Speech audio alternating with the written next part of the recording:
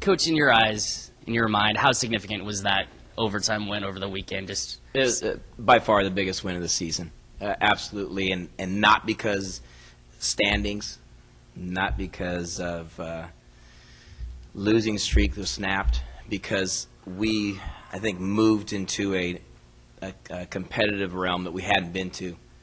As far as a maturing process as the program goes, as far as finding a way to win on the road under extreme amounts of adversity and really displaying the character that we need as a team to overcome. We had a lead. We lost a lead. We had used all our timeouts. There's 3 minutes to go. You're down by 5 or 6 points.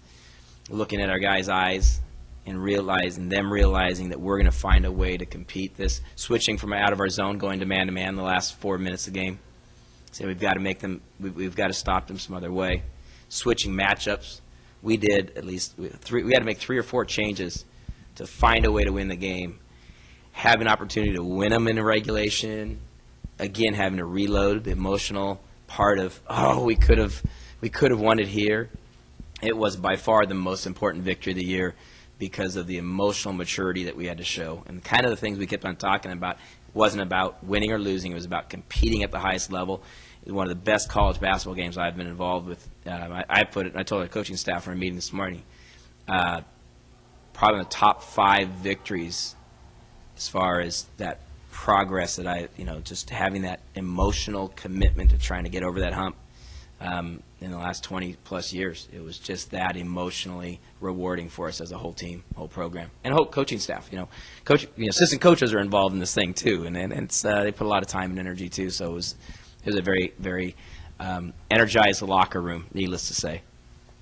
As far as the starting 5, do you feel comfortable? I know you guys tinkered with the lineup, the last couple of weeks. Can we expect starting at least Wednesday to see the same kind of starting 5? Or? No. We're pretty clear with our players, and we're clear with anybody. Tom's been at practice. Starting lineups are determined at practice.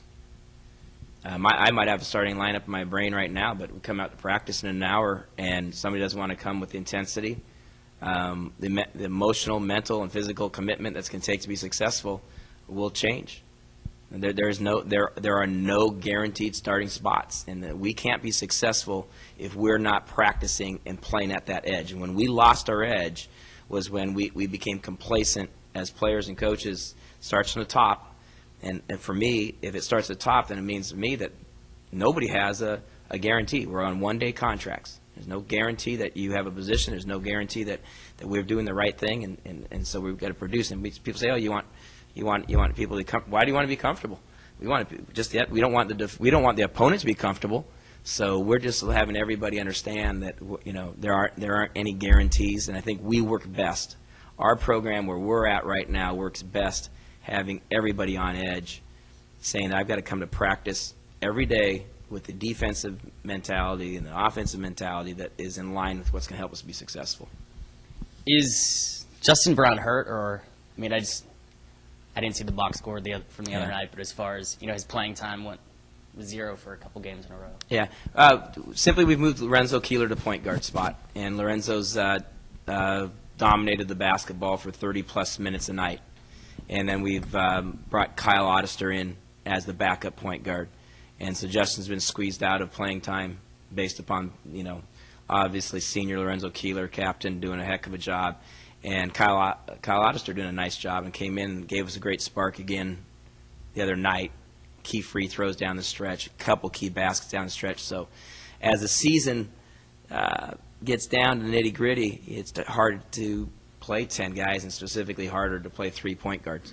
So we're kind of going with those who are in the flow, who've got it done in practice, who've got it done in some games, and kind of where we're at right now with the team.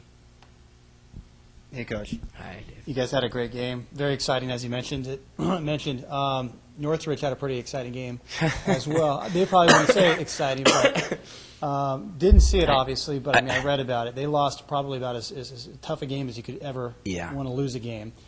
So with that in mind, what are you expecting from them on Wednesday? Any kind of carryover, positive or negative from that? It's funny you brought that up because as the game got over, talking to the staff, we said, well, I think we will probably be the lead. A double overtime game you expect would be the lead of a Big West story on the web page or something to that effect. And an hour later or two later, heard the news. I wasn't on the bus, but the team bus was able to follow it through the internet and realized that we were upstaged by a triple overtime game. Welcome to the Big West as far as that intensity goes, and how close these teams are from number 1 to number 9, and then you go number 3 to 8. It comes down to who won the overtime games. Your standings could vary between 2 overtime victories or a last-second shot here and there.